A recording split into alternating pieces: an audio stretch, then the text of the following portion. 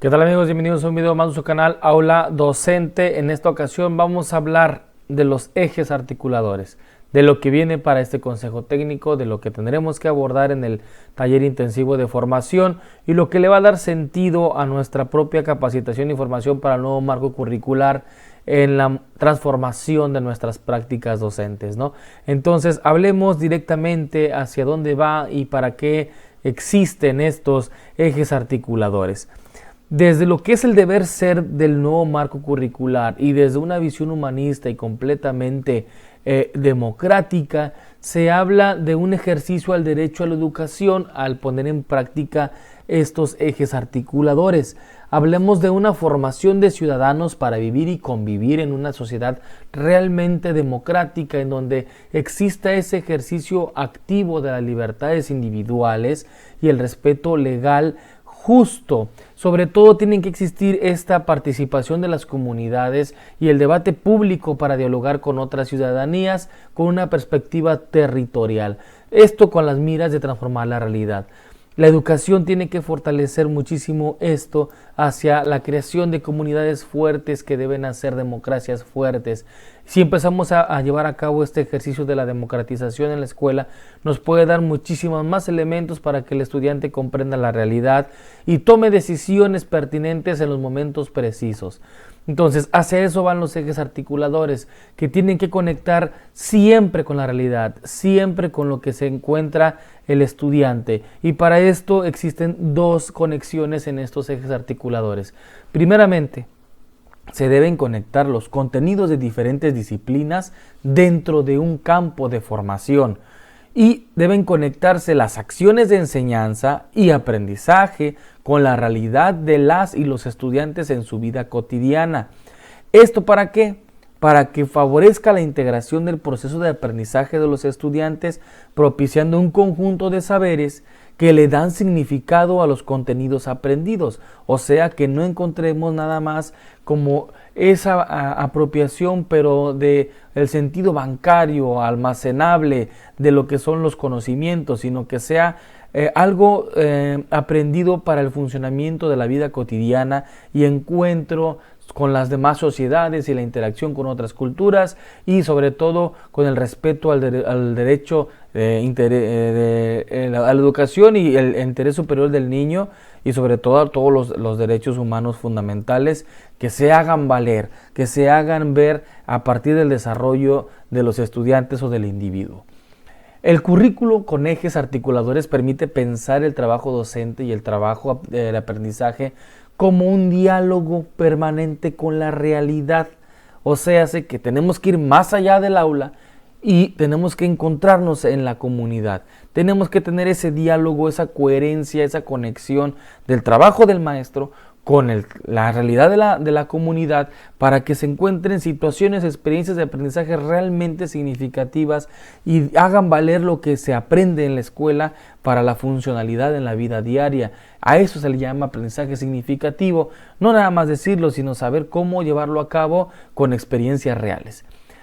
Por lo tanto, estos ejes articuladores vienen siendo ese punto de encuentro entre la didáctica del maestro con el saber de la vida cotidiana que tienen los estudiantes, con situaciones de enseñanza apegados a los intereses y tiene que estar realmente apegado al contenido con el eje articulador.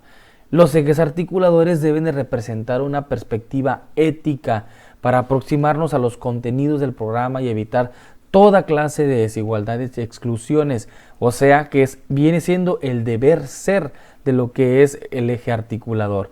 Para esto, la definición de los ejes articuladores tiene como perspectiva una educación que coloca como horizonte de los procesos educativos a la comunidad territorio, cuyo principio pedagógico se basa en la elaboración de proyectos.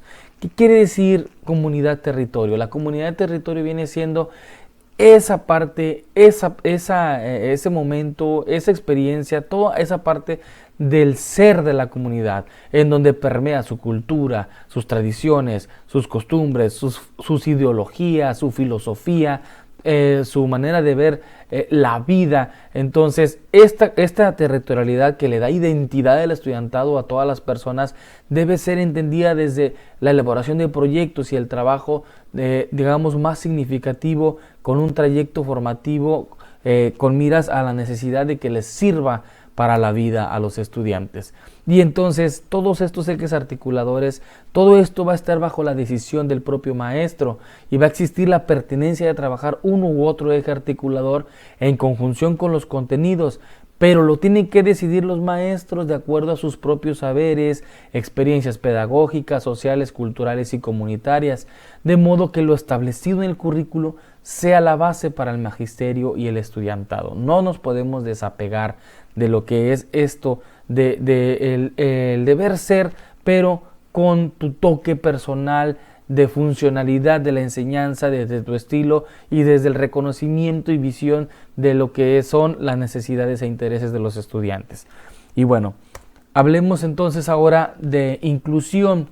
La parte de la inclusión viene siendo el eje que puede englobar a casi todos los demás dentro de una dinámica didáctica más formativa e integral, por lo que entendemos que la inclusión nos va a llevar hacia el carácter decolonial, que es donde tenemos que caer a varias situaciones en las que no necesariamente tengamos que estar enfocados a que se atendan todas las barreras para el aprendizaje o que solamente con niños que presentan discapacidad o etcétera, sino que debemos ir mucho más allá sobre lo que estemos viviendo, sobre lo que estemos experimentando a partir de lo que son las realidades de los estudiantes. Y para empezar con esto, debemos de encontrar ese carácter decolonial que tumbe todas esas visiones ya digamos validadas, establecidas, con estereotipos, podríamos decir muy bien establecidos, pero con ideologías que violentan en cierto momento los derechos humanos, el respeto a la dignidad humana, etcétera, ¿no? Entonces, para poder llegar al carácter decolonial o a romper el paradigma del ser, tenemos que llegar primero a comprender la lógica colonial que opera en nuestra experiencia humana cotidiana, o sea, comprender nuestras costumbres, nuestras tradiciones, el por qué hacemos este tipo de cosas, por qué enseñamos de esta manera, por qué formamos a los niños así, por qué les enseño de esta forma con este libro, etcétera, o por qué les llamo de esta forma, por qué las niñas pueden trabajar así, por qué los estudiantes o los niños de esa otra manera. Entonces, lo primero que debemos de saber es que pensar la inclusión desde una perspectiva decolonial implica que los niños o estudiantes se formen en espacios educativos en los que sean conscientes de que si falta uno, pues entonces no están incluidos, sea la razón por la que sea. Y es fundamental enseñar a los niños que viven en un mundo global, donde conforman una red conocida que se llama globalización, donde se movilizan todos los seres humanos, y esta globalización tiene principios de colonización y mercantilización de la vida, o sea, porque nos apropiamos de culturas, de patrones, de formas de vestir, de modas que se venden, que el mercado establece como muy llamativas, válidas o realmente dan una identidad ajena a lo que tú verdad eres o a lo que tu cultura te dio en cierto momento para que tú seas. Entonces existe una influencia muy grande de las culturas que nos lleva a cambiar o a establecer identidades que de las que pues realmente no somos nosotros, ¿no? Y dice, esta lógica colonial funciona en por lo menos 4 dominios que hemos aprendido en todas las experiencias educativas. El dominio económico, como la apropiación de la tierra y la explotación humana, nada más. Un dominio político, que ahora se comprende por el control que tienen las autoridades con la sociedad.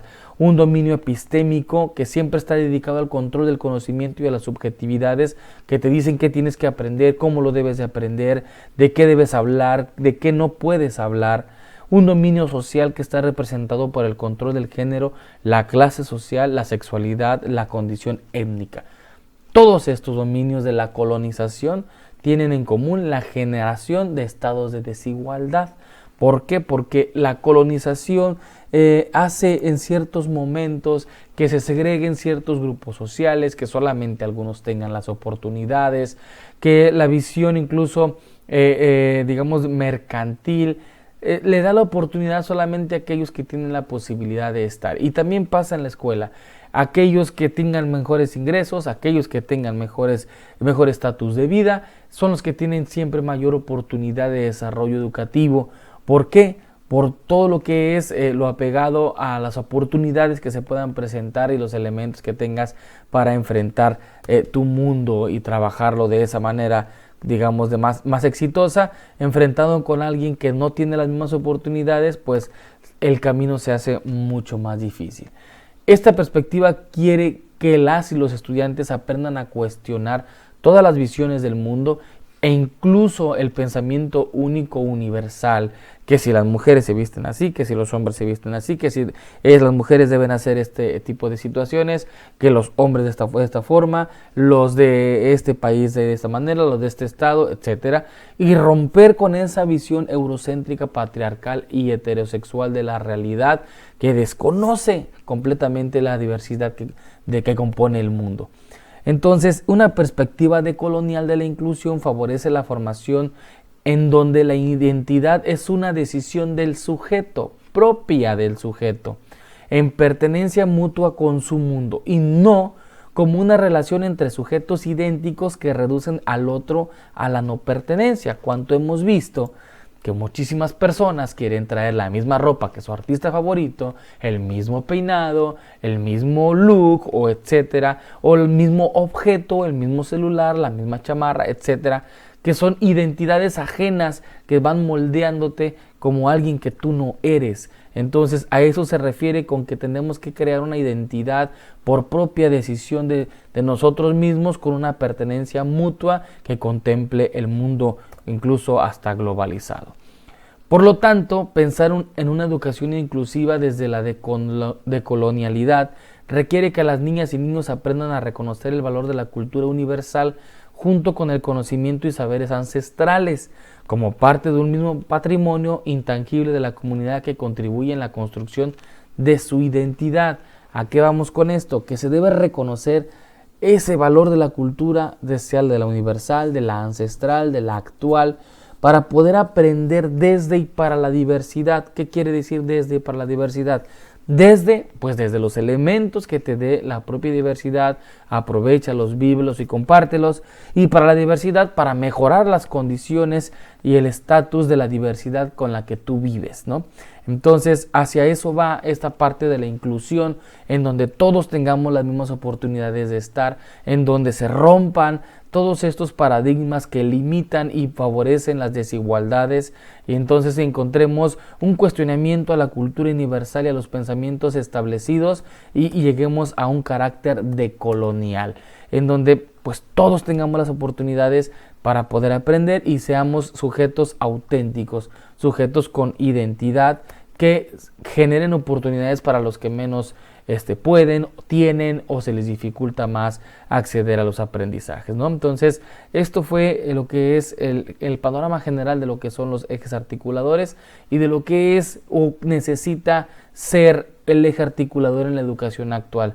Realmente llegar a un enfoque decolonial en donde rompamos todas esas ideologías que, digamos, violentan los derechos de los estudiantes y lleguemos a encontrar mejores formas de interacción en la vida, en la escuela, y cuestionemos cada día y mejoremos cada día la situación de todos nosotros, ¿sale? Entonces, espero que les haya gustado este video. Hablaremos más adelante de cada uno de los ejes articuladores. Si es posible, abordaremos 2 o 3 por video o 1 por video, ¿sale? Muchísimas gracias, suscríbete al canal y compártelo con todo gusto. Muchas gracias.